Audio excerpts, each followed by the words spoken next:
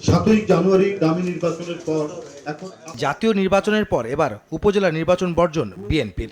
আর সেই নির্বাচনের পরিস্থিতি তুলে ধরতে নয়াপল্টনে দলের কেন্দ্রীয় কার্যালয়ে সংবাদ সম্মেলন করলেন বিএনপির সিনিয়র যুগ্ম মহাসচিব রুহুল কবির রিজভী আহমেদ। নির্বাচন করছে তিনি অভিযোগ করে বলেন, দলীয় সরকারের অধীনে সুষ্ঠু নির্বাচন সম্ভব নয়, তা আবারও প্রমাণ হয়েছে এই উপজেলার প্রথম ধাপের ভোটে।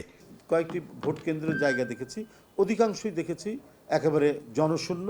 ডামি নির্বাচন মানেই তো সাজানো, এটা ফ্রডুলেন্ট, এটা ফার্সিয়াল, এটা শ্যাম, একেবারেই এটা একটা জালিয়াতি প্রহসনের নির্বাচন। এদিকে ঢাকা রিপোর্টার্স ইউনিটি মিলনায়তনে এক আলোচনা সভায় বিএনপির স্থায়ী কমিটির সদস্য ডক্টর মঈন খান দাবি করেন, দেশের মানুষ উপজেলা নির্বাচন প্রত্যাখ্যান করেছেন। যখন থেকে ভোট শুরু হয়েছে তারপর থেকে আমরা ছবি নিয়েছি, দেখেছি, ভোট কেন্দ্রে একজন ভোটারও নাই আমার নিজের নির্বাচনী এলাকা। আজকে পুনরায় ঠিক 7ই জানুয়ারির মতো আমি বাংলাদেশের গণতন্ত্র সচেতন মানুষের প্রতি শ্রদ্ধা জানিয়ে আমি আজকে আবার সেলিব্রেট করি।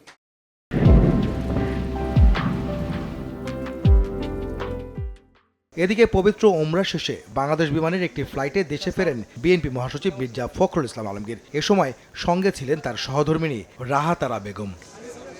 পরে তিনি গণমাধ্যমে তার শারীরিক অবস্থার কথা জানিয়ে ইমিগ্রেশনে হয়রানির অভিযোগ তোলেন। ভালো আছি, আমি ওমরা করে এসেছি ভাই, খুবই প্রায় 10 ঘন্টার জার্নি হয়ে গেছে। ইমিগ্রেশনে তো যা আছে নর্মাল হ্যারাসমেন্ট সেটা আছেই।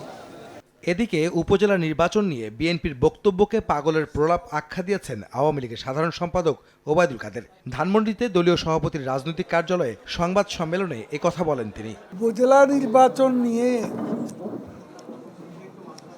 নিন্দুকেরা, বিশেষ করে বিরোধী দল যে বক্তব্য রেখেছে সেটা হাস্যকর বলে প্রমাণিত।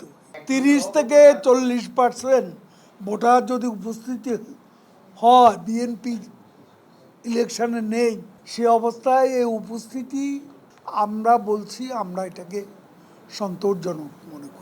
বিচ্ছিন্ন কিছু ঘটনা ছাড়া বড় কোনো সহিংসতা না ঘটায় সন্তোষ প্রকাশ করেন আওয়ামী লীগ সাধারণ সম্পাদক। এটা শান্তিপূর্ণ। আহমেদ সালেহীন, সময় সংবাদ, ঢাকা। হাস্যকর বলে প্রমাণ।